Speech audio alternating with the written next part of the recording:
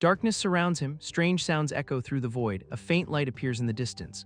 A warm glow reveals a group of people around a fire, they seem to be having a great time. Laughter fills the air, his eyes snap open. The world comes into sharp focus. A single bead of sweat rolls down his temple. A wide grin spreads across his face, he thinks he has found a camping party. This is his lucky day. He takes a deep breath, the aroma is intoxicating. His stomach growls loudly. The scent is unmistakable, it has to be roasted whole lamb. He sits up drawn to the fire. His eyes widen with pure delight, the sight before him is perfect. Beauties and food await. He launches himself forward with incredible speed. There is no stopping him now, he is coming. Suddenly something wraps around his body. The force yanks him off his feet, what the heck? He hits the ground hard, the rope tightens around his torso, he's completely tied up. A glowing red window appears before his eyes, the text is clear. A survival quest has begun, two massive figures loom over him, they are muscular and armed, he lets out a confused huh. His face twists in frustration. Where are the ladies he saw earlier? Why is it only muscular dudes? He tries to play it cool, he calls out hoping to clear up this misunderstanding. Hello, where is this? The two men lean in close, their smiles are unsettling. A creepy laugh echoes around him. A sudden realization hits him. The memory comes flooding back. Wait a minute, he remembers now. A massive shadow passes overhead. The view pulls back to show the entire forest, this damn place. He is alone on a vast beach. The waves crash gently against the shore. Where the heck am I? He pushes himself up from the sand. His body aches. He coughs violently, expelling seawater. He cups his hands in the shallow water. He washes his face, trying to clear his head. The cool water helps. Waking up in shallow water surrounded by fish. Total confusion hits him. How did he get here? Looking around at the forest, he starts to panic. Is this punishment from God for leeching off a rich woman? A sudden noise breaks the silence. Chatter, chatter. He freezes. Something is out there. Three primitive people appear in the distance. He thinks this is some kind of prank game. Hey brothers, over there. He calls out to them. How do I leave this place? The little one just stares back. KR. Without warning, the kid throws a sharp spear. A whish sound cuts through the air. It flies straight at him. A close call. The spear grazes his cheek. Blood splatters. That was way too close. He starts running away. Brothers, do not be so serious. It is just a reality show. Give the little ones a way out. He sprints through the woods. Those footsteps are getting farther away. I have practiced sprinting. The average person cannot catch up with me. A sudden impact hits his shoulder. What the heck? He stumbles. They are really serious. A glowing red window appears in front of him. You have triggered a main quest survival. Main quest. He keeps running while reading the window. Survive for 12 hours under the primitive people's hunting. Is this a system? Have I traveled to another world? A massive net swoops down from above. Whoosh, it covers the entire sky, nowhere to run. He tries to dodge, but it is too late. The net catches him mid-stride. Wish, he is trapped. Wah, he screams as he falls. The net pulls him down hard. This is a nightmare. Yuga, he hits the ground hard. Bam, dust flies everywhere. The hunters close in. Everything goes dark. It is over. I have been hit. He thinks it is the end. Waking up tied to a tree, he is completely bound. The hunters stand over him. No escape. The red window pops up again. Congratulations, you have survived for 12 hours. You obtain the survival gift pack and attribute point +1. A smirk crosses his face. There is still hope. I can endure a bit longer. The game has just begun. Our boy Chen Li sits cross-legged near a primitive campfire. A system window pops up. He just got a survival gift pack and an attribute point. He stares at his stats. Stamina, strength, agility, all at one. He thinks, this looks like a game system. Did I really cross into a game world? The system asks, would you like to open the survival gift pack? His eyes narrow. He says yes immediately. Digital blocks rain down. He gets basic language proficiency and a survival manual. A universal map activates, then a wild axe appears, the mountain-cleaving axe.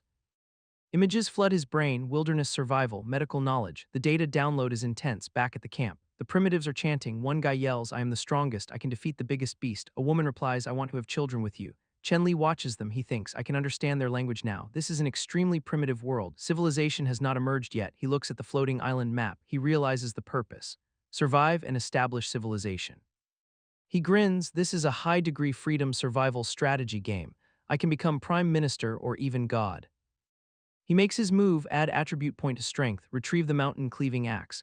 The system confirms strength +1. He stands on a ridge overlooking the camp. The moon is full. He has the massive axe strapped to his back. It is time to act. His muscles bulge. The shirt rips. Creak, creak. The power of that single point is transforming his body instantly. Snap. The fabric tears away. He stands there looking ripped. The transformation is complete. He looks at his new physique. He thinks, I never thought a single attribute point could be so powerful. Down below, a long-haired brute and a bald warrior with a bone club look up. They are shocked by the noise. Chen Li jumps down. He holds the axe handle. He shouts, hey, he looks confident. The bald guy yells, quickly catch him, do not let him escape. The long-haired one adds, just kill him and eat him now.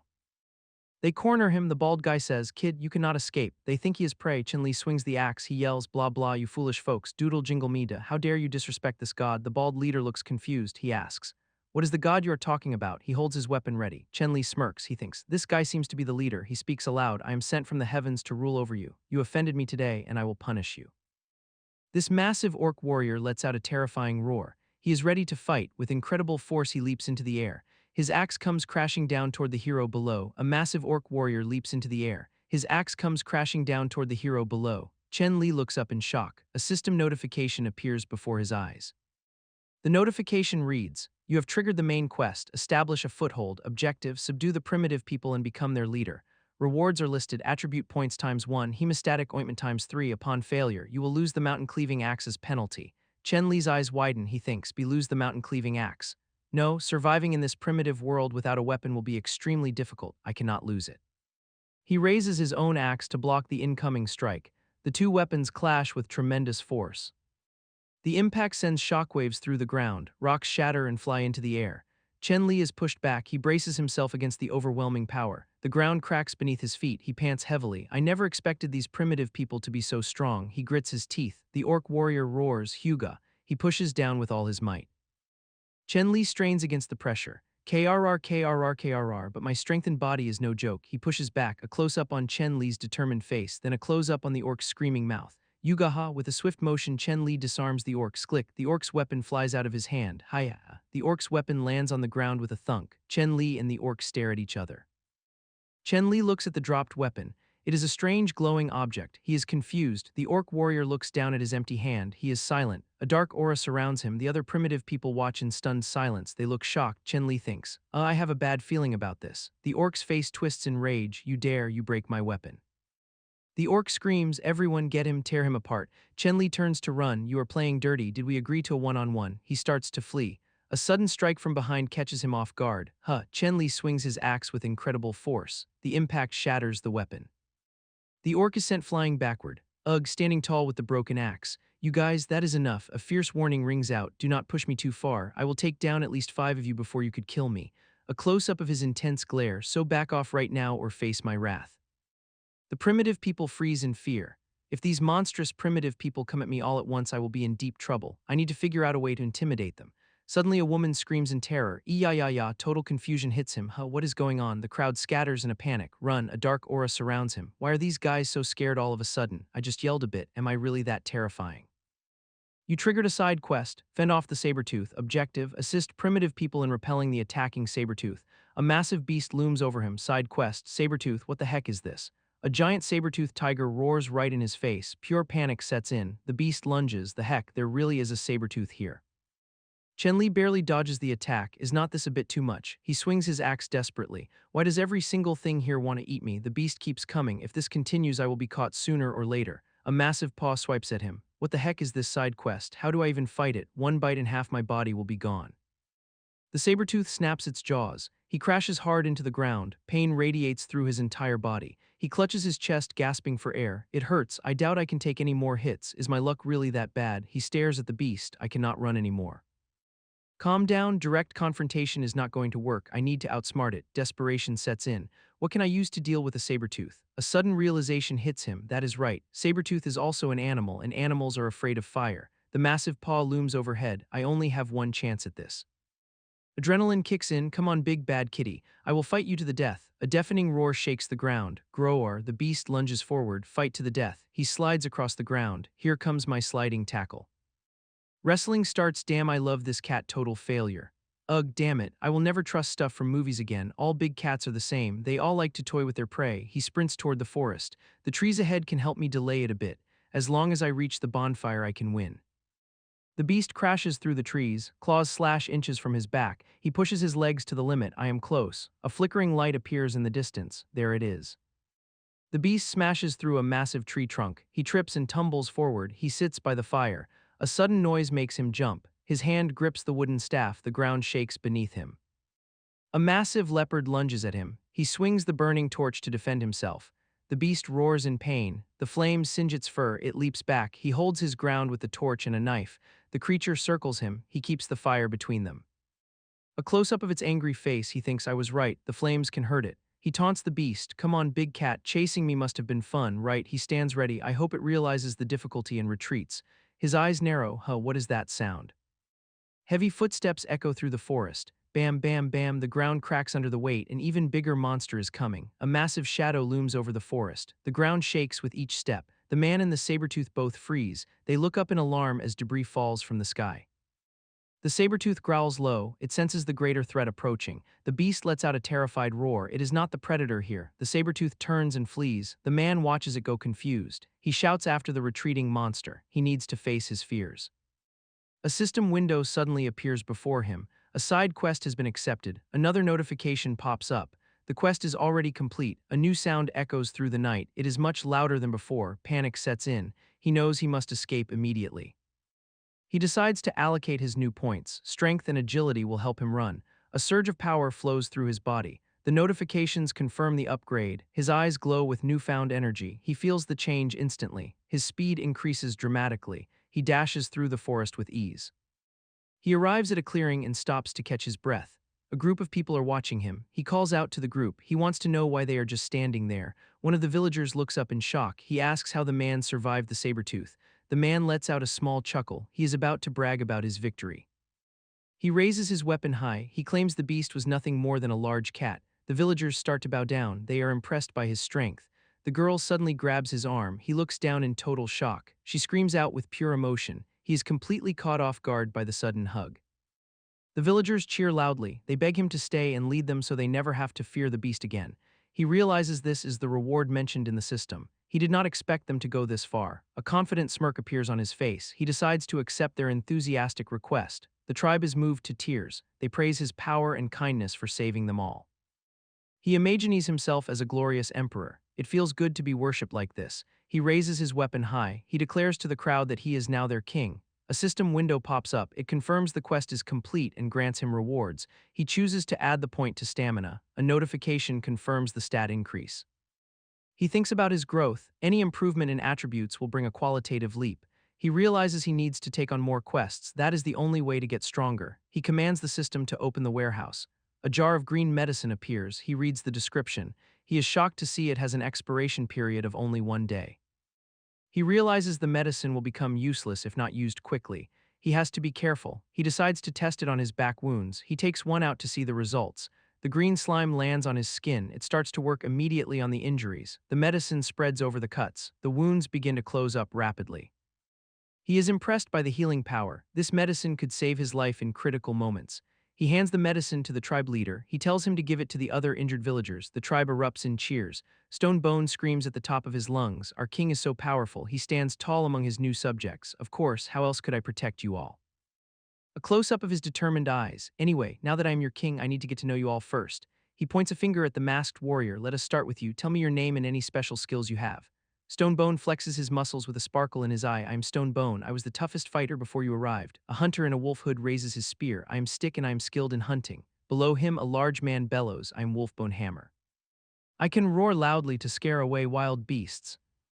A massive bald man leans in. I am Yellowstone. I have the greatest strength. A hand taps Yellowstone on the shoulder. Are you finished? He turns around confused. A blonde woman smiles brightly. It is my turn, big brother Yellowstone. She turns to the protagonist with sparkling eyes. My dearest king, I am Big Mountain. Just call me Big Big. I can throw stones accurately. He stares at her massive frame with sweat on his brow.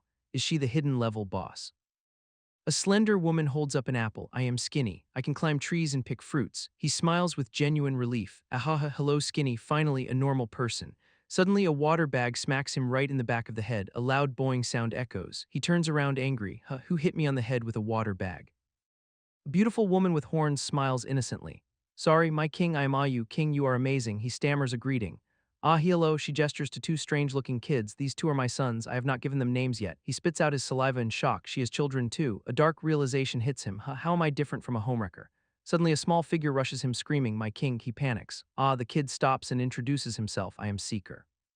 I do not have any special skills. I have keen ears and sharp eyes, so I am always scouting for everyone.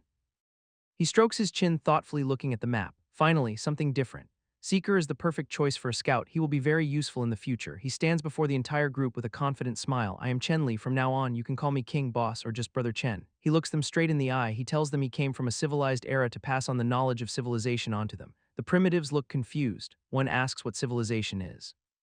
Another asks if he is Brother Chen. The last one asks if he will pass on. He smiles and tells them that in the future he will teach them many things that will change their lives. He simplifies his pitch. He tells them to stick with him and he guarantees they will have meat to eat every day. The tribe goes wild. They cheer hooray and long live king. They lift him up in celebration. A system notification dings. A red holographic window appears in front of him. It says the main quest settlement has been triggered in advance. He reads the quest details. It says assist the primitives in building a home, formally establish a tribe and increase the population to 50.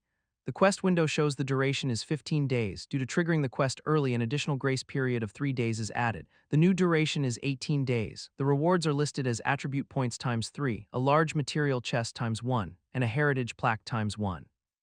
A red holographic window pops up right in front of him with a system notification.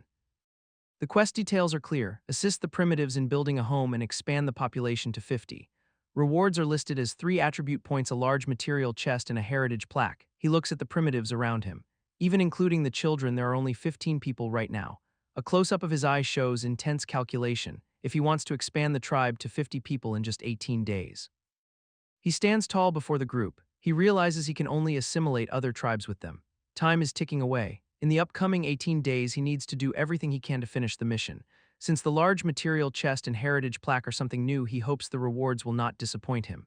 The scene shifts to a quiet night with a full moon hanging over the mountains.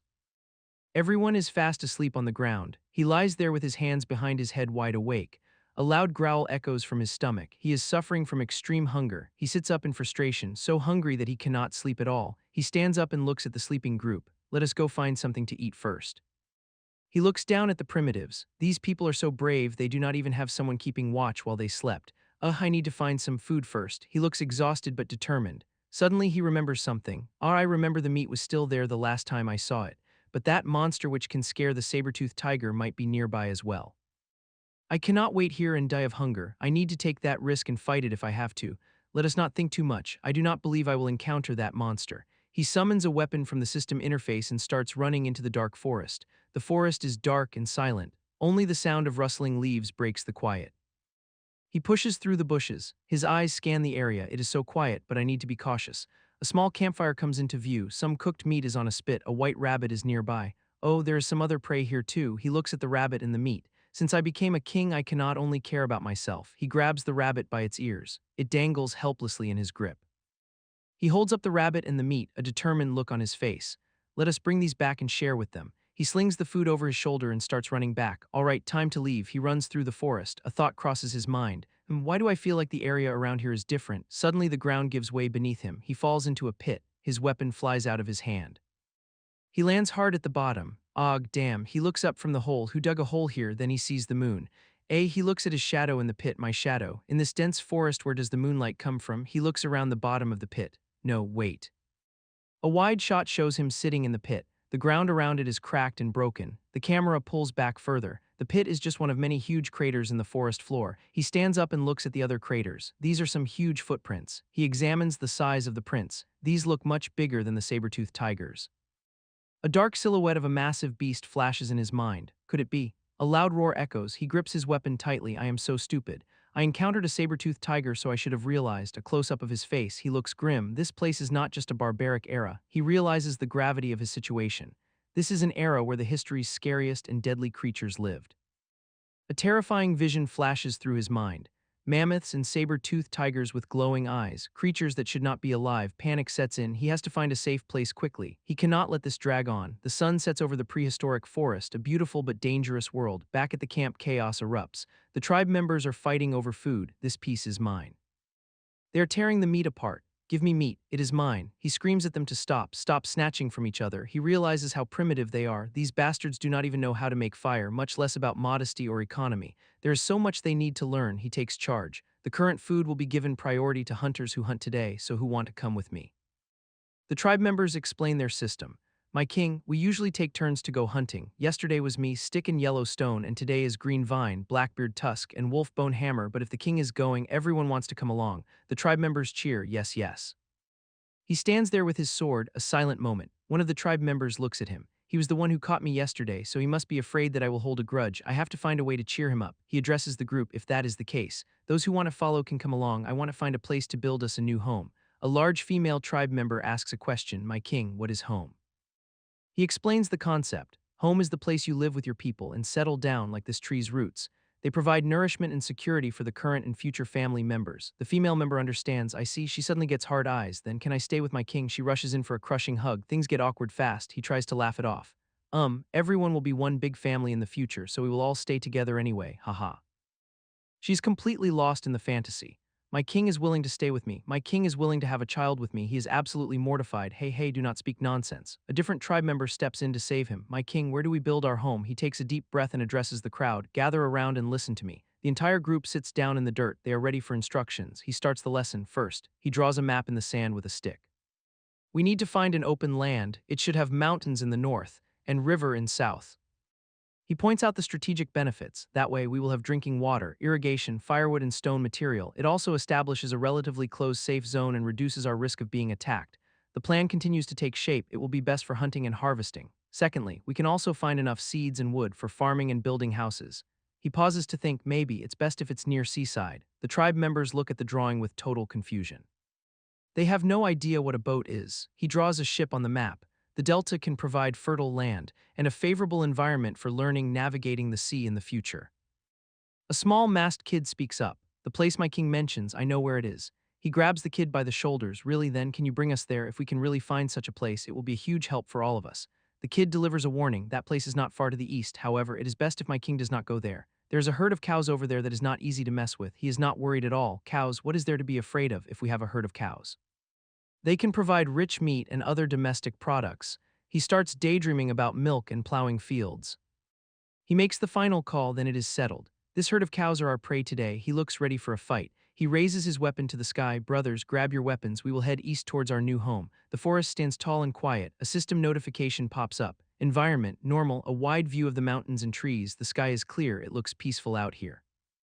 A chicken looks around with wide eyes. It seems to be checking the surroundings. Smell, normal. The chicken reports back to the group. My king, the area is safe. We can set off soon. The king stands with his hands on his hips. He looks relaxed. Do not be so nervous. If we waste our time here, it will be night soon. He reassures his companions. Do not worry. I chased the saber-tooth tiger away. If it comes back, I will protect you guys.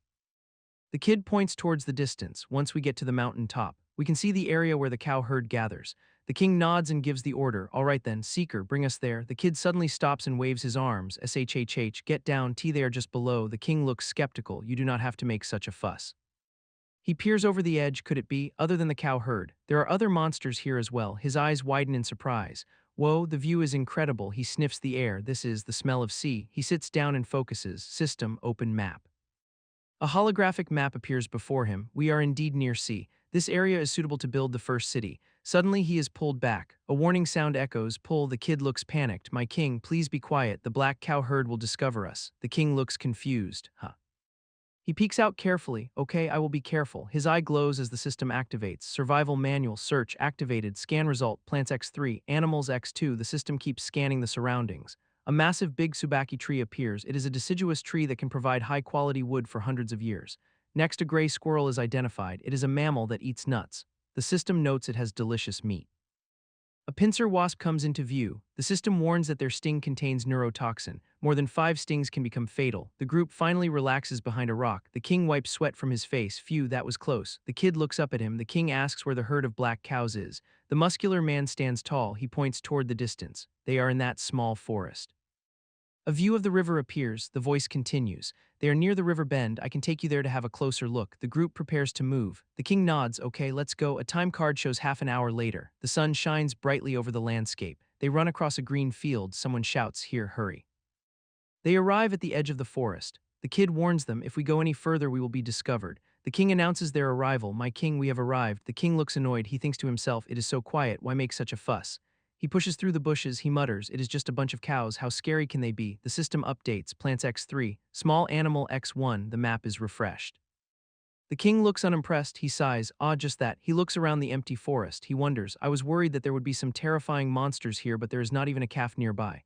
These hunters did not make a mistake, did they? He turns to the kid. He asks, Seeker, did you remember wrongly? The kid looks terrified. A question mark appears. The kid stares at something.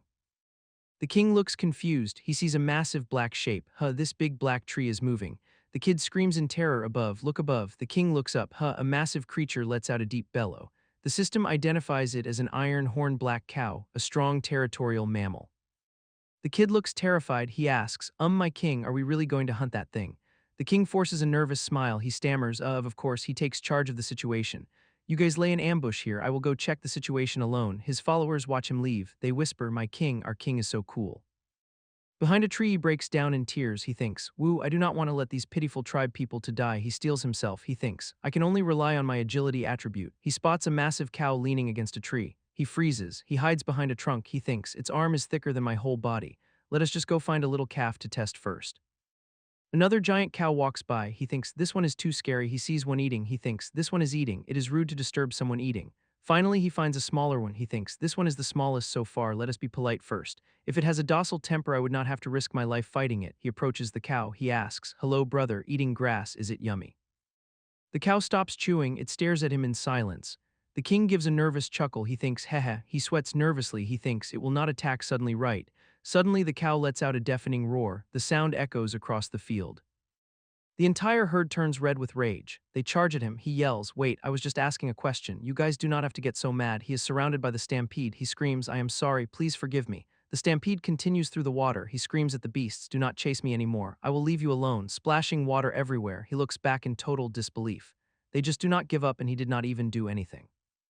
From the bushes, the tribe watches in awe. One of them says, whoa, as expected of our king, a wide shot of the river. The tribe member continues. Only he would dare to provoke the entire herd. He's not scared at all. He runs toward a massive cliff face. The tribe panics. Look, King is heading towards the cliff. That is a dead end. Another tribe member corrects him. What do you even know? King must have wanted to take out the entire herd by himself.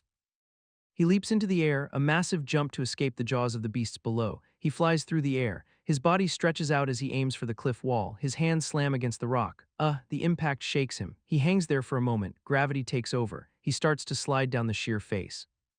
Close up on his eye, total confusion. What is going on below him? The beasts cannot stop. They crash into the cliff wall with massive force. One of the beasts is knocked out cold. Eyes spinning, tongue out, he looks down from his perch. They could not stop in time and hit the wall. He grins, haha, come hit me. It will be great if they all knocked themselves out. He looks closely at the wall, it seems they are unable to climb such steep wall. He looks down again, they probably will not come up here. The beasts start to wander off. He sighs in relief, phew, I should be safe here for now. He stands tall on the ledge, just you wait, you big fat cows. After I teach my tribe how to hunt and make weapons, I will teach you a lesson. He looks around the high ledge. I cannot get down right now, with those crazy cows waiting below. With no way down, he starts scaling the cliff face. His only option is to climb higher and map this place out. A hand suddenly bursts from the ground. He grabs onto the edge of the plateau and pulls himself up. Dust covers his face as he blinks. A single thought crosses his mind. The view takes his breath away. A massive valley stretches out before him. Green fields and towering cliffs as far as the eye can see. A wide grin spreads across his face. The gears in his head are already turning. This is exactly what he needed. Pure excitement takes over. This is the perfect place. He can already see the potential. He throws his arms out wide. I am going to build the tribe, a city, no, an empire here. Looking out at the horizon with fire in his eyes, my journey has just begun. A massive red beast with glowing eyes charges forward. Our boy stands his ground with a spear ready. The ground shakes as the beast stomps. He shouts a command to his allies. Listen to my command, circle around. Gripping his weapon tight, he finishes his order, and wait for my orders. A huge collision sends shockwaves through the field. The beast slams into him hard. The force of the impact sends him flying backward. This thing hits like a truck. Dust settles as the beast slows down. He realizes an opening. Its speed has decreased. Now is our chance. He charges in with his spear aimed right at the monster. Stick, Wolfbone, throw your spears at it. The two warriors respond immediately. Understood, my king. A volley of spears flies through the air. The beast roars in pain as they strike. Growl, he thrusts his weapon forward, but the impact is too much. Snap, the spear broke. The beast stumbles but stays standing. It lets out a low growl, graw, turning its massive body. The monster prepares for another attack. Turn, a small white creature darts in with incredible speed. Whoosh, it dodges the beast easily. The monster roars loudly. Graw, it swipes at the air, missing its target. He watches the action closely. A smirk forms on his face. Stick really does have some skills. The beast crashes into the trees. Bam, it is getting surrounded now. Stone Bone. The warriors raise their spears high. It is your turn. They are ready to strike. The beast leaps into the air. Swish, it tries to escape the encirclement. Growl. Charging forward with heavy steps. Stomp, stomp, it is making a break for it. Graw, he leaps onto the beast, refusing to let it escape, trying to run. I will not let you. The massive red beast crashes into the ground with a deafening thud. A small voice calls out from the chaos. Seeker. From the trees above, a figure leaps down with a sword drawn. Here, the attacker plunges the blade deep into the beast's hide. The monster roars in pain and slams its body against the tree. Graw, a system alert flashes. Warning, the monster has gone berserk. Panic spreads among the warriors. It is going berserk. Get away. One of the small creatures clings to a wooden stake, screaming for aid. Someone help me. The enraged beast charges forward, its eyes locked on the king. It is coming. Ignoring the warnings, the king leaps into the air with his weapon raised high. Hiya. With immense force, he brings the weapon down in a powerful slash. A massive beam of energy erupts from the impact, shaking the entire area. The warriors stare in shock at the sudden explosion of power. What has happened? Through the settling dust, a silhouette stands atop the fallen monster. There, look. The king stands triumphantly on the beast's head. Stop shouting. Are you trying to call the souls? He looks down at his comrades with a calm expression. Everyone did really well. A cheer erupts from the warriors as the king makes an announcement. Tonight we shall eat a hearty meal. The small creature with the stake is still clinging to the beast's fur. Hearing the news about food, the creature shouts with joy. Food. Yeah, the king extends a hand down to the small creature. Seeker here. A mysterious voice praises the kid. You did exceptionally well. The kid stands there stunned, a moment of silence. Wiping a tear, thank you, my king. The king smiles at the kid and stick. A small white creature runs over. Yes, my king. The king gives a thumbs up. You are the MVP this time. From now on you can follow me in all hunts and I will forge new weapons for you. The whole group cheers. Yeah, a beautiful view of the green hills, and then my king. A flashback shows the king fighting a giant boar, ran towards the monster and jumped at it, and the pig's head is chopped off. Of course it is thanks to my help king was able to easily kill the crazy pig. A blonde woman holds a huge piece of meat. Speaking of which, big give me that piece of meat. She hugs the meat protectively. Not this one. This is specially reserved for the king. She offers the meat to the king. King, have something to eat. The king looks confused. Are you all eating it like this? She looks confused too. Is there a problem? The king thinks back. I remember you knew how to use fire. Why are you back to eating raw meat? She looks embarrassed. Oh, that we could not preserve the fire source from last time so. The king realizes, so the fire was an accidental find. Our boy stands in the forest with a broken spearhead, he thinks. For this I can make use of the broken spearhead from earlier. He gathers his tribe. He tells them, today I will have to teach you some other skills. Everyone come and take a look. He shows them how to make fire, he says. Add wood shavings and tree fluff to the depression in the trunk and roll it like this between your hands and be patient. He rubs the stick fast. Smoke appears, then a spark catches. A small flame bursts to life. The tribe goes wild. They cheer, our king is amazing. Another shouts, haha, no eating raw meat from now. The god of fire has descended. One masked guy screams to the sky. I want the whole world to know that my king summoned fire for us. The king grabs his face. He stops him. Stop right there. It is better to keep a low profile, so shut your mouth. The others are still excited. They say, haha, quickly get the fire. Wow, suddenly a sound rings out. Ding, the king looks surprised. A system window appears. The window says, you invention technology, fire making technical points plus 10. It lists his current attributes. Stamina 2, strength 3. He looks at the screen, he thinks. A reward of 10 points. Accumulating technology points seems easier than I thought. He touches the screen, he wonders, but I still do not know what this technology points are useful for. He reads the explanation. Technology points can be used to identify heritage plaques. Each identification will consume 10 technology points. He says, heritage plaque, I remember now. It is one of the reward for the settlement quest. He looks at a giant stone wall. It is covered in ancient symbols. He thinks, this heritage plaque is so mysterious. It even requires technology points to identify them. A small child runs up. He calls out, my king, he says, when we were dividing the meat, I saw traces of nursing on this wild boar. The king looks down. He asks, you mean? The child says, I suspected there might be cubs around here. The child continues, so I spent some time searching nearby areas and actually found them. The child pulls back some grass. There are 3 cute red boar cubs hiding there. Another ding sound, a new window pops up. You triggered a side quest, Taming Beasts 1, objective, fence in the wild boar cubs and domesticate them. The screen flashes, it asks, do you accept the quest? A new quest pops up right in front of him. Taming Beast number 1, the objective is to fence in some wild boar cubs. He turns to his followers. Little Seeker, go with Big and bring those boar cubs back. The girl salutes him, as you wish, my king. He accepts the side quest. A notification confirms it. He warns them, remember I want them also be careful not to hurt them. The 2 followers rush off immediately. Big grabs Little Seeker by the arm and drags her along. We will be right back, my king. A moment of silence. He lets out a breath. Phew, that takes care of the first step. He looks out at the sunset. I need to make the pigsty before they return. In the distance, the 2 girls are already arguing about who carries what. He walks over to the rest of the group. They are busy eating. Come find me after you have finished eating. I have some work for you. They all shout, yeah. The sun sets over the mountains. A beautiful orange sky covers the land. Time is passing quickly. The group is hard at work. They are carrying huge bundles of wood. One asks, why did King have us collect so many branches? The other just shrugs. How should I know? They arrive back at the camp. The others are waiting. You are back. The workers drop their heavy loads. One of the followers wearing a mask looks confused. What are you guys doing? He does not understand the plan at all. A girl explains the new technology. The king called it grass rope. It is much sturdier than the vines we used before. She demonstrates how to smooth out the straw. She shows them the technique. Then weave them into ropes by crossing them. Her hands move quickly, twisting the fibers together. The masked follower screams in frustration. I do not understand it at all. He is completely lost. The king takes charge. Stone Bone, do not just stand there, bring those over here. He holds a long wooden pole. The workers respond immediately. Yes, my king. He drives the pole into the ground with force. A loud stab echoes. He looks at the group. Come here. He starts the construction. Pick up the branches and tie the grass ropes around it like this. He demonstrates the knot. He shows them the frame. You need to make at least 5 of these wooden frames. The follower nods. Oh, okay, king. He explains the next step. Insert the assembled wooden frames into the pits I have prepared. The structure starts to take shape. He finishes the instruction, then bind them together with the woven grass ropes at the top, so that they form the shape of a cage. He finishes the instruction, then bind them together with the woven grass ropes at the top, so that they form the shape of a cage. He explains the next step, then cover them with straw in an orderly manner. A notification pops up. Makeshift pigsty achieved. He looks at the finished structure. Yup, now we are getting somewhere. The followers cheer wildly. Wow, amazing. Suddenly a blur of motion. The followers rush past him. They all try to cram into the small entrance. I am going in first, do not push me. Everyone get out. One follower yells, this is the king's arrangement for me. I still need to have children with the king. Another follower retorts, what nonsense. How can a guy give birth? He facepalms in disbelief. The pigsty is not for you. A voice calls out from the distance.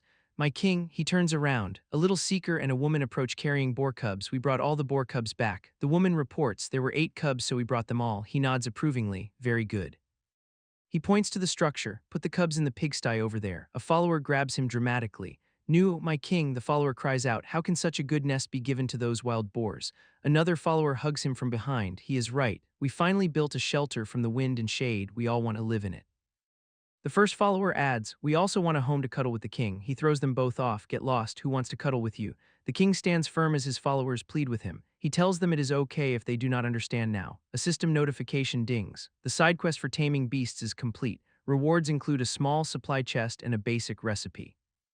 He commands the system to open the rewards. A chest materializes with a loud sound. A bag of salt appears from the chest. The system confirms the item obtained. New recipes are learned. Fried eggplant, stir-fried peanuts, fried eggs, roast lamb leg, and stir-fried clams appear on the screen. He looks at the items with a skeptical expression. He wonders if the system is telling him to become a chef since their technology is not developed yet. A new message appears. Completing these recipes can unlock special rewards. He realizes he needs to pay more attention to collecting ingredients and seasonings. The scene shifts to night. 2 moons hang in the sky over the dark forest and mountains. The group rests by a campfire. One follower sleeps on the ground while another sits by the fire. The king sits on a log. The king addresses the little seeker. He calls out to her gently. He tells her she fought the boar during the day and is guarding everyone now. He says she has really worked hard today. The little seeker looks down. She says she caused trouble for the king when she got caught by Stone Bone and almost lost her life. She adds that it is only right that she endures a bit of hardship today. The king laughs and puts his arm around her. He tells her he is not trying to take revenge. He says he is not the type to hold grudges. She giggles nervously. He shifts the conversation. He says there are a few things he would like to ask her. He asks if there are any other tribes around here like theirs. The little seeker responds. She says they encountered a few, but they are all unfriendly. She adds that they look quite different from us. The king listens intently. He asks her to tell him about them. He wants to know how many people there are and where they live. Little seeker explains. She knows of 3 different clans nearby. The Coconut Grove clan, the Bay clan, and the Giant Stone clan. She clarifies that although she says nearby, they actually live quite far from here. It takes at least a day and night's journey to reach them. The little seeker continues her explanation. She describes the Bay clan as terrifying creatures who constantly fight among themselves. Next, she talks about the Giant Stone clan. They are the most powerful group with the biggest numbers. She adds that their leader has divine strength. He can kill a tiger with his bare hands. Provoking them would be a terrible idea. The king thinks it over by the fire. If her information is correct, the Coconut Grove clan seems like the best first target. He realizes a direct attack will not work against such a strange group. They need a peaceful way to take them over. A sudden chill runs down his spine. Why does it feel so cold all of a sudden? A blonde woman sneaks up behind him. She asks if he has not gone to sleep yet. Her face gets close with a mischievous look. She asks if he wants to do something exciting with her. Pure panic takes over his face. He screams for her to stop. Please do not do it. A muscular blonde woman with cat ears leans in playfully. Rower, rower, she asks if she looks like a kitty to him. The man grins nervously and gives a thumbs up. He laughs and says she looks more like a saber-tooth. Suddenly a small figure flies through the air. The man grabs their hand and swings them away. He shouts that Seeker wants his help and he will see her later. The blonde woman stands alone with a stunned expression. She looks completely left behind and confused. High up in a massive tree at night, the man sits with his arms crossed while a small companion watches from a branch. The small companion looks down with wide eyes. My king, they are here down on the beach below. Several figures are running across the sand. Someone yells for them to stop and not run. A close-up of the man's eye, a sharp glint of realization. A sudden exclamation mark appears. A blue-skinned warrior chases a dodo bird. The bird squawks doo-doo. The warrior shouts that he will slaughter it.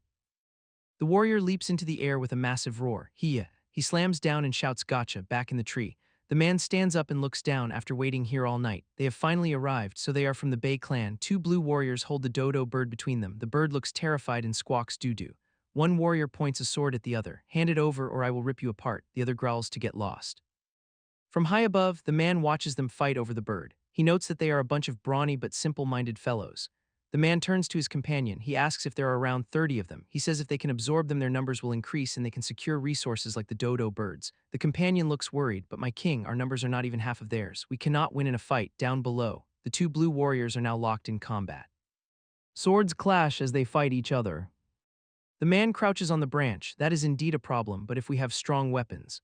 A mental image shows his current forces with a combat power of 15. He plans to eliminate the herd of black bulls first, then use the new resources to craft even more powerful weapons and equipment to match the enemy combat power of 30. The man stands up and looks ready to move. Let us go back. There is a lot that needs to be done. The companion nods and says yes. The sun rises over the green hills. A new day begins in the forest. Back at the camp, the masked warriors are resting near the fire. The villagers spot him returning. They start shouting with joy. The masked warrior speaks up. He says they searched everywhere and thought he was gone. The king smiles at them. He apologizes for making them worry. He gives his first order. Stonebone is told to continue training with wooden spears. Next, he turns to the wolf creature. Stick is put in charge of teaching throwing skills. The king looks stressed. He sighs and says time is pressing. A sudden voice calls out. Someone stammers, my king. A large blonde woman approaches him. She holds a big leaf and talks about comfort. The king looks confused. The woman laughs and asks him to gather the ladies. He explains the plan. He tells her to pick up rocks so he can teach them to make stone axes. The woman salutes him. She says she will bring all the sisters right away. The women return with rocks. The king sits sharpening a spear. One woman presents a rock. The king says it is perfect as a whetstone. A diagram appears showing the steps. First, rub a stone to make a sharp edge. The final product is revealed. A crude stone axe is held up with a ta-da sound. The women are amazed. They cheer and call him a deity. A system window pops up. It says a new skill, stone grinding, has been invented. The king looks annoyed. He complains that fire making gave 10 points, but this only gave 1. He is still half asleep. A woman tells him to show what he has made when he is done. The woman holds up a crude stone axe. She says it looks like the king's divine axe.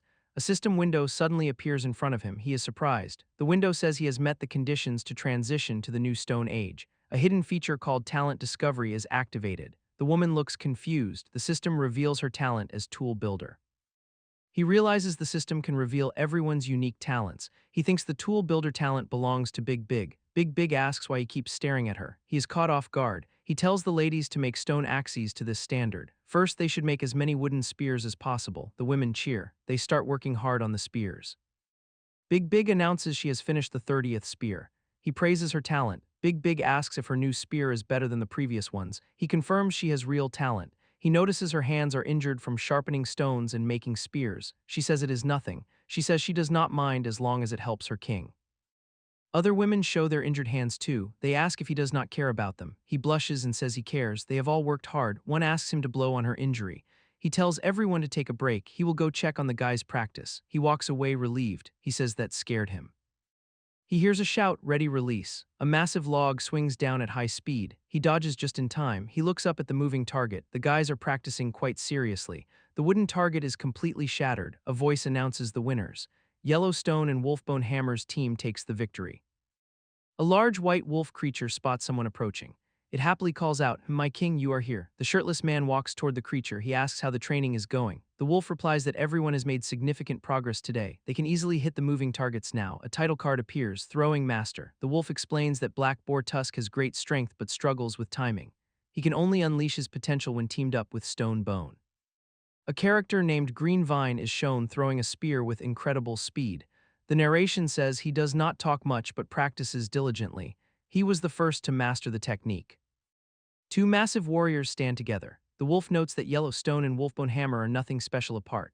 But when they form a team, they can alternate throwing 4 wooden spears in a short time. They all hit the target, scoring the highest each time. The king looks satisfied. He says, "Very good. It seems they can go deal with those black bulls tomorrow." A small creature in a helmet looks worried. Are you sure, my king?" A dark figure stands atop a massive dead beast with large horns. The figure says, "Of course, but just to be safe, we should bring that secret weapon as well." The white wolf creature's eyes go wide with shock. Its mouth hangs open. Secret weapon. The night is quiet under the full moon. A strange metallic sound echoes through the forest. A man is hard at work by a campfire. He is hammering away at a large stone. Giant birds fly overhead. Dawn breaks. He lifts his heavy stone hammer. Sweat drips down his face. He looks exhausted but determined. He wipes the sweat from his chin. A deep sigh of relief escapes him. "Ha, after working all night, I finished it." Small child in a fluffy animal hood looks up with wide eyes. Secret weapon? The kid is totally confused. The leader gathers his men. He holds up a handful of dark foliage. "Look here closely. Collect as much of these black leaves as you can." He warns them about touching wounds. He examines the sharp leaves. A system notification pops up in his mind. The system identified this as a natural paralyzing drug. He hopes it will work on the monsters. A warrior runs up with a bundle of wood. "My king, I have brought all the wooden spears." The leader just says, "Oh." A blonde woman watches him work on the stone. "My king, why did you dig a shallow pit in the stone?" He is busy shaping the rock. He explains his invention. "This is a stone mortar. You will soon know what it is for." A system alert confirms the new technology. He gives new orders. "All right, call all the women. Use the stone club to crush these green herbs in the pit and then apply the sap to the tips of the wooden spears." The woman carries the wood. A large warrior with a skull helmet looks eager. "My king, what about us?" He clenches his fist. "We want to play with clubs too." The leader smiles at them. "You should eat and rest. We will need you for the battle later." The warriors cheer, "Hooray, our king is mighty." The sun rises over the mountains. It is a beautiful morning. The leader sits alone on a high tree branch. He enjoys a moment of peace. He sprinkles some salt on a skewer of grilled meat. As expected, the grilled meat tastes better with salt. Down below, the woman holds up a spear. She shouts up to the tree, "My king, it is ready." The other warriors are eating. She throws the spear with incredible force. It flies through the air at high speed. The weapon is deadly. The leader catches the spear effortlessly while hanging from the tree. He inspects the tip. It looks sharp and ready. He drops down to the ground. His eyes are sharp. "Good, it is time." He points to the women. "Ladies, stay here to guard and protect the children." He turns to the rest of the group. "The rest, bring your weapons and follow me up the mountain." The warriors raise their spears and scream, "Yeah." A hand grips a massive axe. The energy is electric. Time to move. The whole squad is hyped. Weapons raised, they are ready to show those monsters what they can do. From the cliff edge, the team watches the valley below. A storm is brewing in the sky. Down by the river, dark shapes move in the grass. A voice asks, "Our king will act as bait alone." The massive bulls stare up at the cliff. Blue energy pulses in their veins. Is not it dangerous for him to do that? A close-up of a helmeted warrior. He looks calm. "King is so powerful. What danger could there be? Keep a close eye ahead." On top of the highest rock, a small figure stands with a spear. "Everyone, get ready." The scout spots something, panic in her voice. There is movement near the river bay. The commander points down. "You two, make sure to hand over the wooden spears in time, especially for Stick. Do not let him run out of weapons." A serious face behind a mask. "The stakes are high. Our king is taking such a risk. We cannot afford any mistakes here." 10 minutes ago, the forest is quiet. Two bulls stare at each other. A low moo echoes deep in the bushes. The king hides. He watches the monsters closely, waiting for the right moment. He calculates the odds based on the last experience. It should be safe to escape to Stone Mountain. He spots a lone bull drinking, but to be cautious, let's just lure a small one first. He moves through the foliage, fast and silent. Swish, swish, swish. He is a blur, sweat on his face. He catches his breath. "Ha, I better not to trip over anything, or my life would be in danger." He leaps out. A rock flies through the air. Throw. The stone hits the bull right in the head. He taunts the beast. "I am pure love, gang. Come and beat me up." The bull glares back. "You are all fools." The bull roars. Red eyes glow. It calls for backup. Moo. Two more bulls appear behind it. Three massive monsters charge. Stomp, stomp, stomp. The king stands his ground. "Damn, three, this will be a bit too intense." He decides to charge head-on. "Let us just do it." The massive bull slams him into the ground. "God damn it." From the wall above, a voice yells out, "Stone Bone, aim for the first black bull." The beast swings its massive arm. "Focus your attacks on it." A group of warriors stand ready on the wall. "Everyone raise your weapons." The leader screams with intensity. "On my command." A volley of spears flies through the air. Now, the spears pierce the black bull. It lets out a pained growl. The beast stumbles back. The king takes his chance to strike. A white wolf warrior leaps down. "My turn." Down you go. A spear drives straight through the bull's shoulder. It roars in agony. The massive creature crashes into the wall. The impact shakes the ground. The king is thrown back by the force.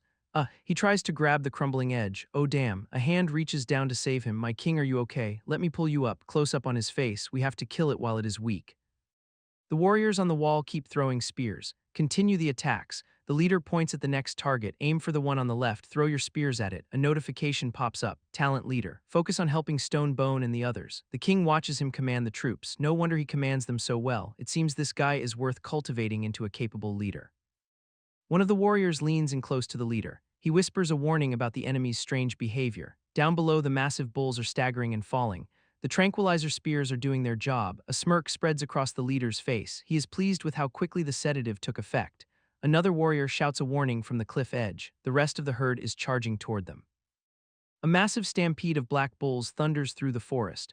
They are heading straight for the river, sweat beads on the leader's forehead. His eyes narrow as he realizes the situation is escalating faster than expected. He turns to his men with a calm expression. He tells them to stay focused on the three bulls below and not to panic. A massive bull lets out a deafening roar. Its eyes glow with a terrifying red light. The leader stares down from the cliff. He orders his men to aim for the hind legs. The poison is slowing them down. A warrior in a bear pelt yells the command. The men wind up their spears with all their might. The spears fly through the air. They sink deep into the hides of the three bulls below. The leader suddenly raises his hand. He shouts for everyone to stop immediately. The three bulls are writhing on the ground. A companion warns him that now is not the time to be soft-hearted. A massive stampede is approaching from across the river. The ground shakes as they get closer. The leader looks back with a serious expression. He asks how many spears they have left. A blonde warrior steps forward. She reports that they still have 28 spears remaining. The leader looks up at the scout on the rock. He asks how many bulls are in the arriving herd. The scout peers into the distance. He estimates there are about 20 of them. The leader glares at his men. He explains that the number of spears they have is limited. A warrior questions the plan. He asks if giving up now means all their effort was wasted.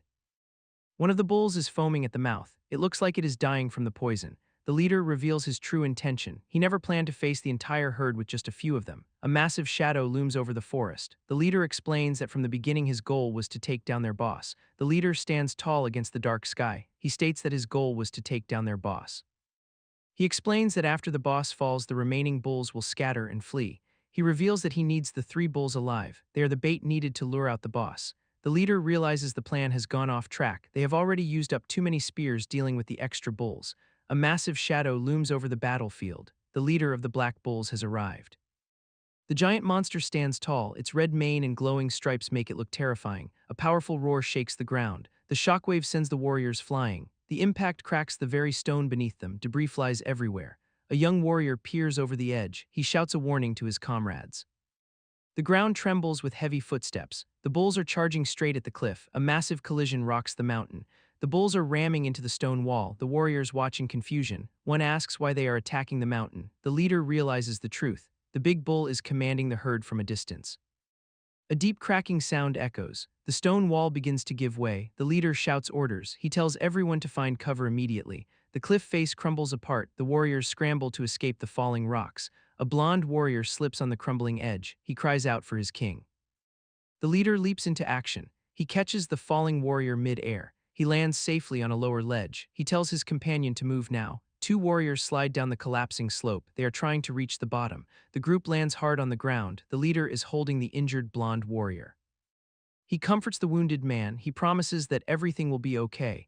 The remaining warriors form a defensive line. They prepare to face the bulls. Two brothers look at the chaos. The younger one asks if they should join the fight. The massive bulls stand menacingly. A voice warns them, do not act recklessly.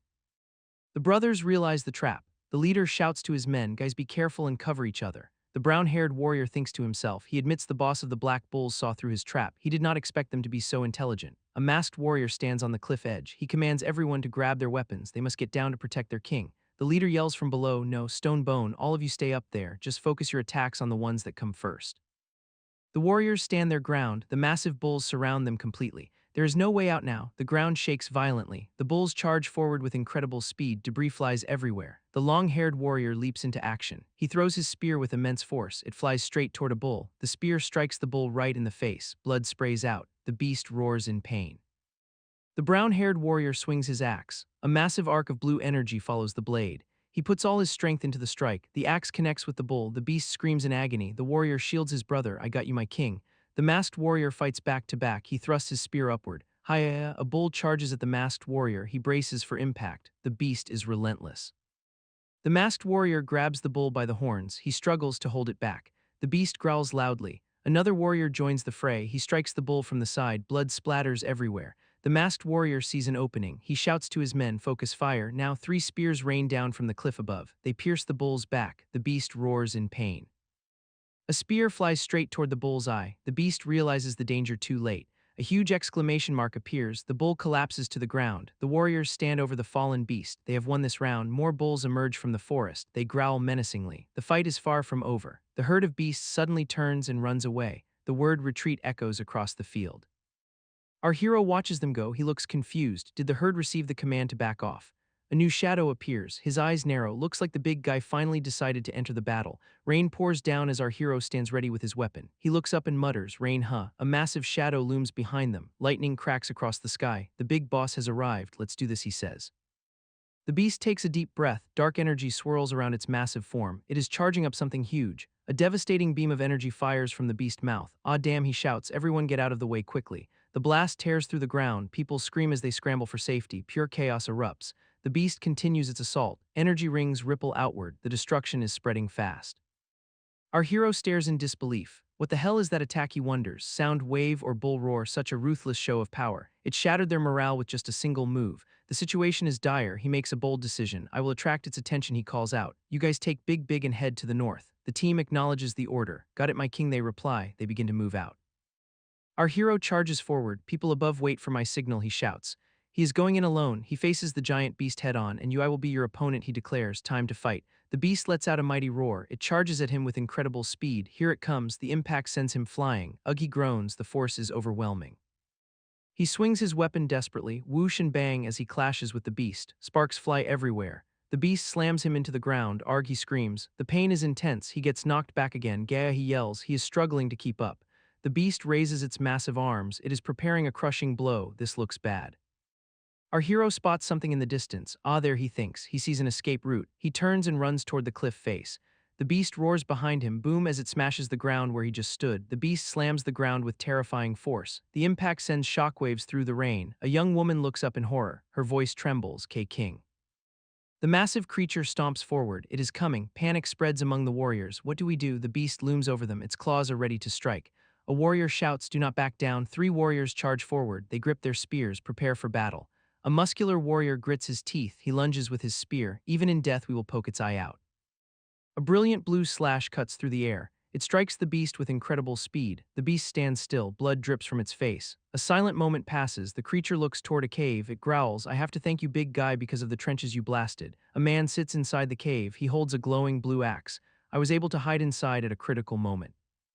Close up on his determined eyes. Blood runs down his face. "But despite that, I am still heavily injured." 2 warriors spot him. They call out in relief, "King, my king." A large warrior with a spiked collar looks toward the cave. "Stone Bone." "Yes, my king." The warrior shouts a command. His voice echoes, "Be ready and wait for my command." The man charges out of the cave. He screams, "Hiya!" The beast turns its head. The warriors surround the beast. They point their spears. "Over here, attack." A warrior leaps into the air. He swings his weapon with all his might. "Hiya!" The beast stabs the warrior through the chest. A scream of agony. "Ag."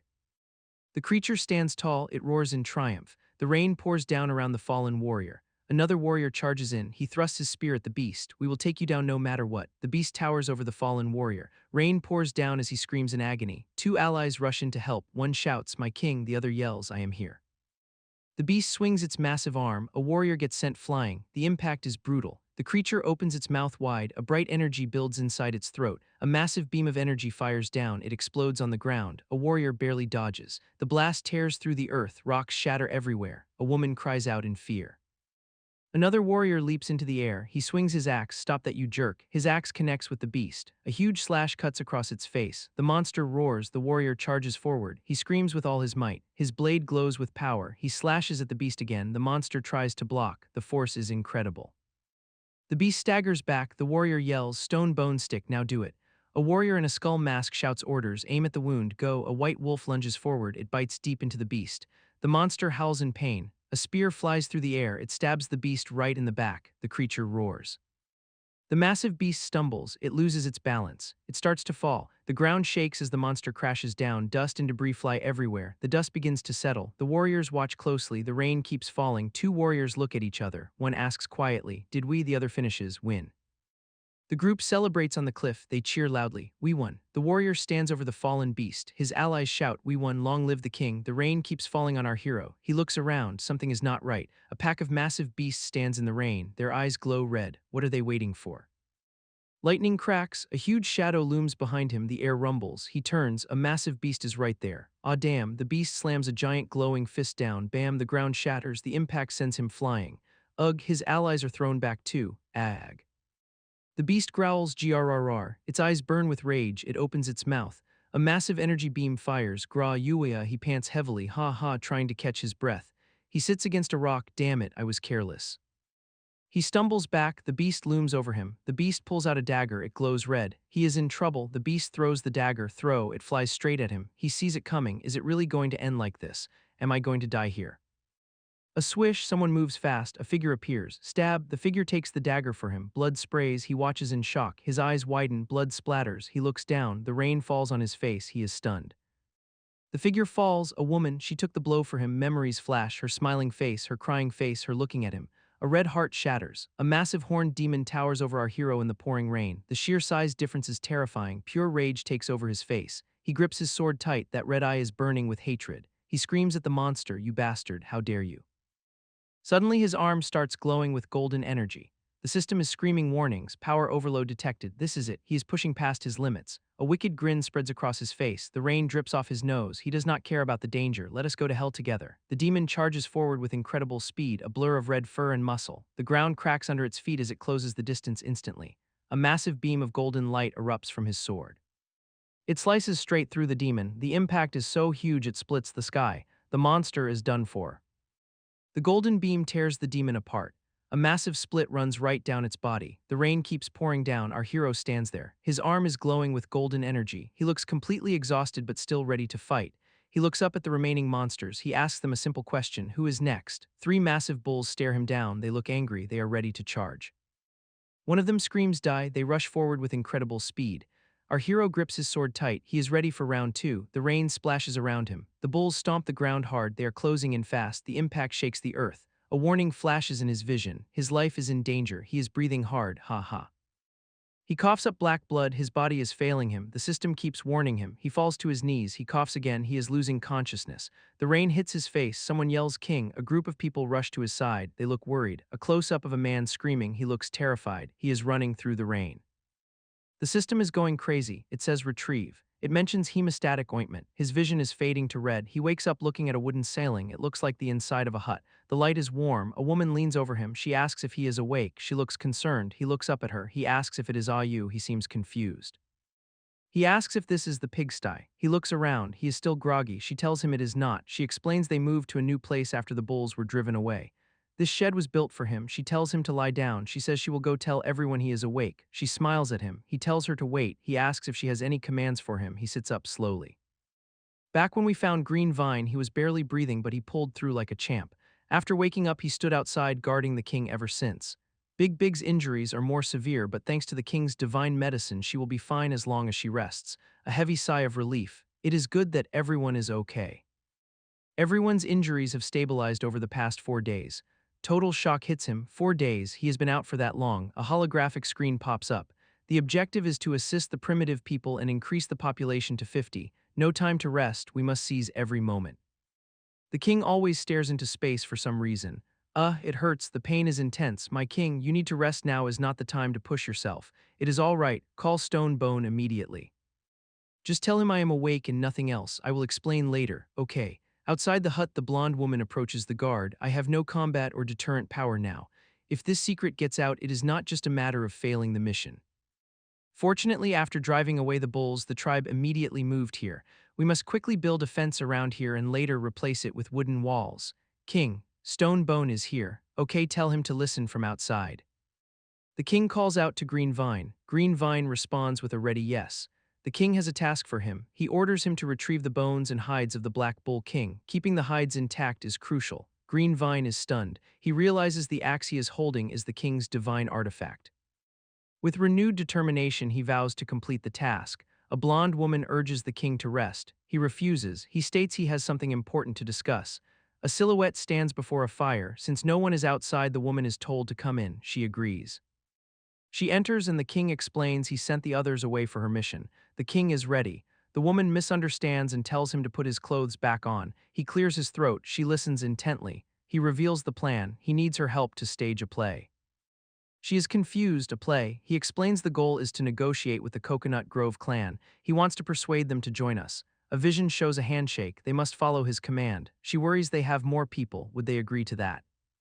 He says they must show their strength, convince them joining is the right choice. He gives two reasons for choosing her. Firstly, they are a tribe led by females, she can communicate better. Secondly, only she knows about his current condition. His all-out attack caused catastrophic damage. The ointment helped, but he needs better treatment. She looks a bit unsure as she starts to speak. So a confident smile appears on her face. She points a finger up. We are going to scare the Coconut Grove clan with a bluff, right? She leans forward with a determined look. Okay, Ayu knows what to do. Leave this matter in Ayu's hands. The journey begins on a winding stone path through the dense forest. Sister Ayu and her companion approach the destination. The companion warns that the Coconut Grove clan dislikes conflict. The companion continues to express caution. She thinks they should not provoke the clan at this time. Ayu takes charge with a confident smile. She tells her companion to lead the way and leave the rest to her. The companion grumbles about the king being biased. He made such beautiful cloth for Sister Ayu.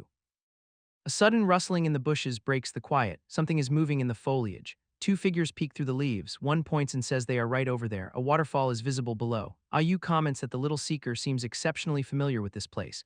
The companion nervously points and stammers that the person they are looking for is over there. A stunning green-haired elf stands in the waterfall. The text reveals she is the queen of the Coconut Grove. The companion is awestruck. He exclaims that she is so beautiful. Ayu warns him not to be deceived by her appearance. A chilling image shows the queen holding a skull with blood dripping from it. The companion's warning continues. He heard she has eaten several of her suitors already. The two companions are now hiding behind bushes. One insists it is true. The other shouts that eating people is no way. A hooded figure watches them from behind. A sharp ahem interrupts them. Two guards in leaf cloaks stand there looking unimpressed. The scene shifts to a bright sun over the mountains. Time has passed. The guards present their catch. They address the queen as Your Majesty. They caught these two sneaking around. The queen sits on a rock partially obscured by a rainbow effect. The guard continues. They claim to be some excrement. Ayu shouts in protest. She declares they are not excrement. They are ambassadors. That is the title bestowed by their king. The queen tilts her head with a curious "oh." She seems intrigued by the correction. Ayu sways slightly, looking confused by the queen's reaction. A question mark appears above her head. The queen delivers her judgment with a cold expression. She calls them inelegant. Women stay as slaves, men feed the fish, and that piece of meat will serve as dinner for a few days. The companions scream yikes. Things are getting intense. The little guy is screaming for Ayu to save him as he gets dragged away.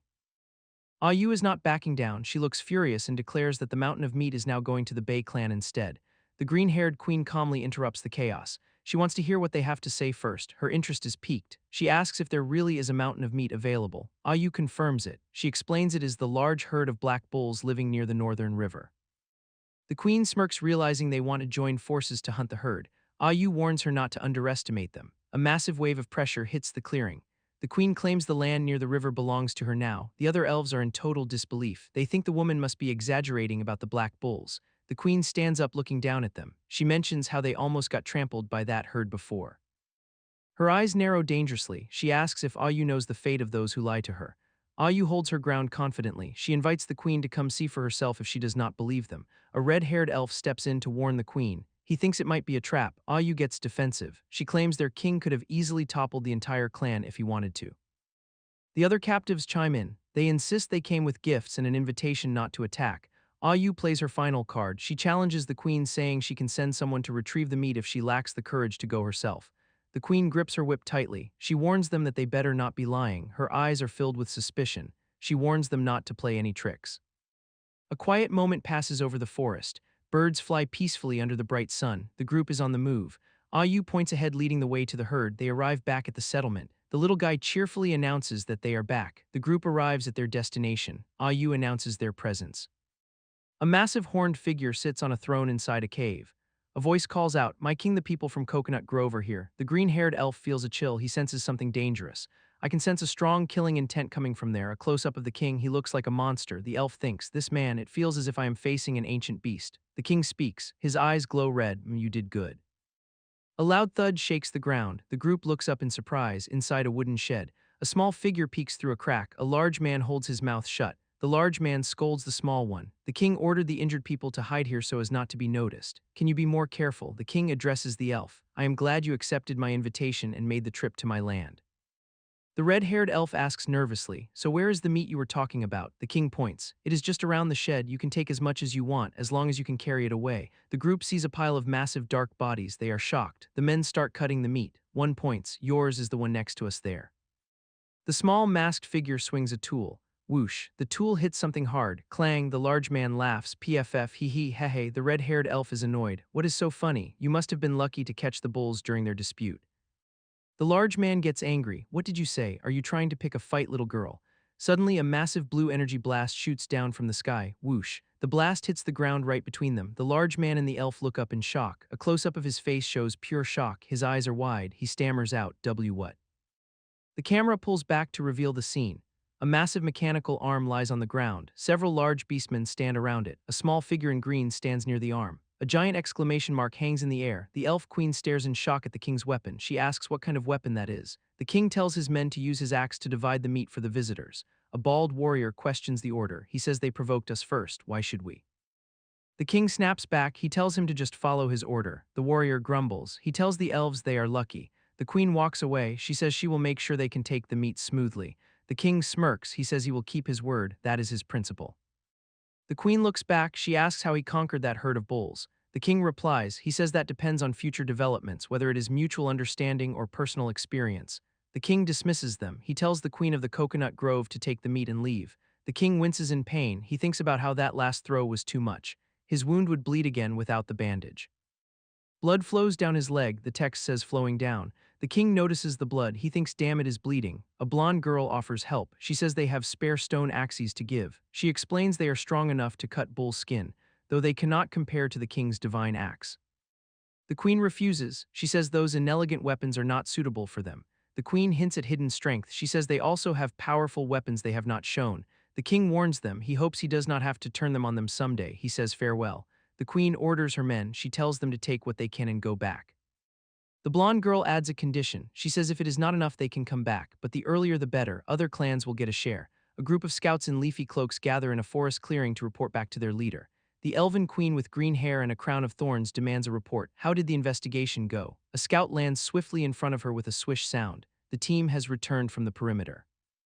The scout kneels and begins the briefing. Reporting to the queen, we found that they are building something called a house. A visual of a primitive hut appears in the scout's mind. Inside one there may be some boars as we occasionally heard their growls. The queen looks skeptical and slightly confused. Boars, they actually built such a good dwelling for boars. Another scout steps forward to add a terrifying detail. What is even more incredible is that they have mastered the power of the fire god. A flashback shows the humans cooking meat over an open flame. We saw them create fire out of thin air to roast the meat. The queen is shocked. What? The queen demands the full truth. What is it? Do not dawdle. The scout hesitates. It is just. A diagram shows the enemy forces. They only have a little over 10 people in total. Among them there are also a few children and an old man. The queen is suspicious of the low numbers. I suspect they intentionally concealed their population. Why did not you search more carefully? Scout explains the tactical disadvantage. Since the nearby trees have all been cut down, we could not get close for the risk of exposing ourselves, so we could only hide in the woods and observe from a distance. The queen turns her back with a HMPH of annoyance. She is clearly displeased with the lack of concrete intelligence. The group stands in silence as the tension rises. The queen seems to be making a decision about their incompetence. Suddenly, the queen spins around and lashes out with a vine whip. A sharp swish sound cuts through the air. The whip strikes the scout hard across the chest. The sound of the impact echoes as the scout screams in pain. Another brutal strike lands on the scout. The whipping continues as a punishment for the poor report. The queen stares down at the trembling scout with cold eyes. If you dare to make excuses next time, it will not be as simple as a whipping. The remaining scouts bow low to the ground in terror. We thank the queen for not banishing us. A large figure with a horned skull helmet stands alone looking up at the bright sun. The wind blows through the grass as a new chapter begins. The king lets out a heavy sigh. He looks down at his bandaged hand. A female warrior with horns approaches him. She says, "My king, your wound." He nods and replies, "It is all right. It is much more stable now." A magical blue light glows around his hand. She explains, "This loop of bull leather roll has strong regenerative properties. It should gradually heal the wounds." A notification pops up, talent eloquence. The king thinks to himself, as expected, it is eloquence. A rare talent. The female warrior smiles brightly. She says, "That is a relief." She leans in close with a playful expression. She asks, "Oh my, compared to the queen of Coconut Grove, the king must prefer me, right?" The king blushes and stammers, "Do not misunderstand." The scene shifts to the outside of a tent. A voice whispers, "SHH, someone may be listening from outside." The voice continues, "Let those guys who are hiding to come out, and after I stop the bleeding, assist me back to continue recovering, back inside." The king gives an order, "I will leave the cleaning of bloodstains on the throne to you. I will have Green Vine guard the entrance until then and not allow anyone to approach."